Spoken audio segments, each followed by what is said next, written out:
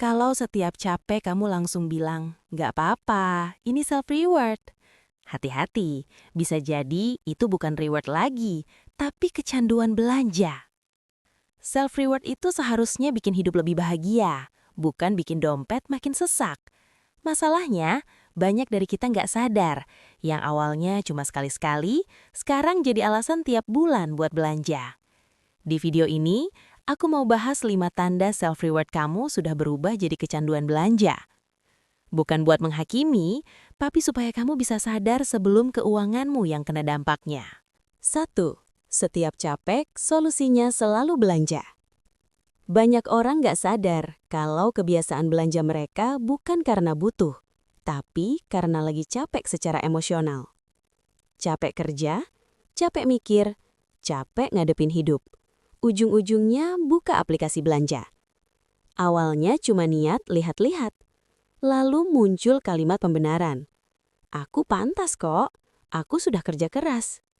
Cuma ini aja, biar mood naik. Masalahnya, saat belanja jadi pelarian emosi, fungsi self-reward berubah total. Yang seharusnya jadi hadiah sesekali, malah jadi obat penghilang stres instan. Setiap emosi negatif datang, otak mulai mengasosiasikan. Capek sama dengan belanja. Stres sama dengan check out. Sedih sama dengan paket datang. Dan disinilah bahaya dimulai. Karena emosi datang berulang, belanja pun ikut berulang. Bukan karena kamu boros, tapi karena kamu belum punya cara lain untuk menenangkan diri selain belanja. Ironisnya, rasa senang itu cuma sebentar. Setelah notifikasi pembayaran muncul perasaan lain. Takut saldo menipis, nyesel, bahkan menyalahkan diri sendiri. Self-reward yang sehat seharusnya membuat hidup lebih ringan, bukan menambah beban pikiran di akhir bulan. Kalau kamu mulai sadar bahwa setiap capek selalu berujung belanja, itu bukan tanda kamu lemah. Itu tanda kamu perlu istirahat yang benar, bukan belanja terus-menerus. 2. Sering bilang murah kok, tapi totalnya besar. Banyak kebocoran uang nggak datang dari satu belanja besar, tapi dari belanja kecil yang terlalu sering. Setiap kali check out, kamu merasa aman karena nominalnya kelihatan kecil. Cuma 20.000, diskon gede, rugi kalau nggak beli. Gratis ongkir, sekalian aja. Kalimat murah kok jadi pembenaran yang paling berbahaya, karena otak kita menilai satu transaksi, bukan akumulasi. Padahal kenyataannya, yang bikin keuangan berat itu bukan satu kali belanja mahal, tapi puluhan belanja kecil yang nggak terasa. Hari ini 1, besok 2, minggu depan nambah lagi.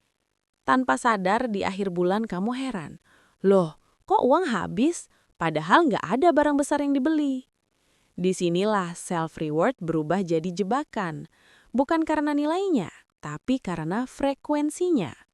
Promo, flash sale, dan gratis ongkir membuat belanja terasa seperti keputusan pintar.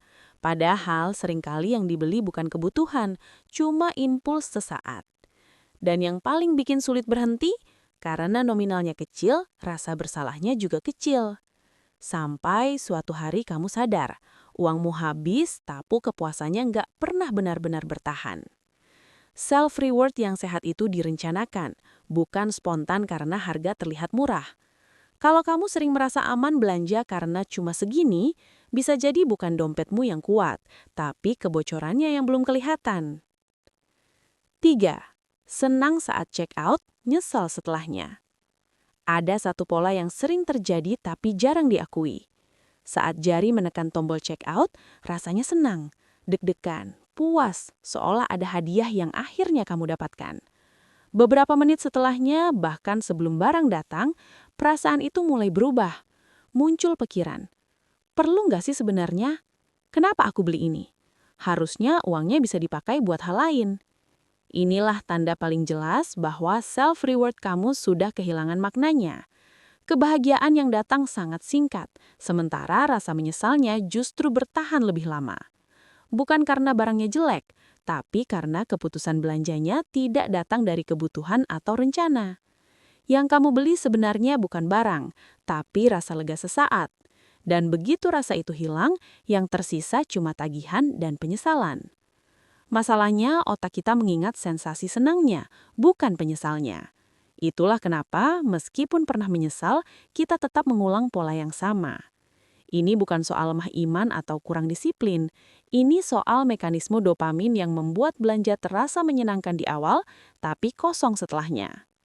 Self-reward yang sehat seharusnya membuat kamu tenang bahkan setelah uang keluar, bukan gelisah setiap lihat saldo. Kalau setiap selesai belanja kamu justru merasa bersalah, itu bukan tanda kamu terlalu pelit ke diri sendiri. Itu tanda hatimu sebenarnya sudah tahu batasnya. 4.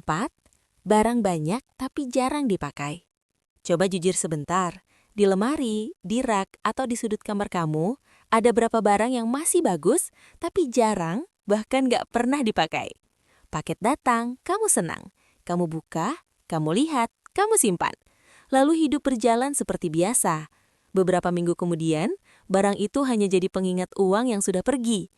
Ini tanda self-reward sudah bergeser, bukan lagi soal menikmati hasil kerja keras, tapi soal sensasi memiliki sesuatu yang baru.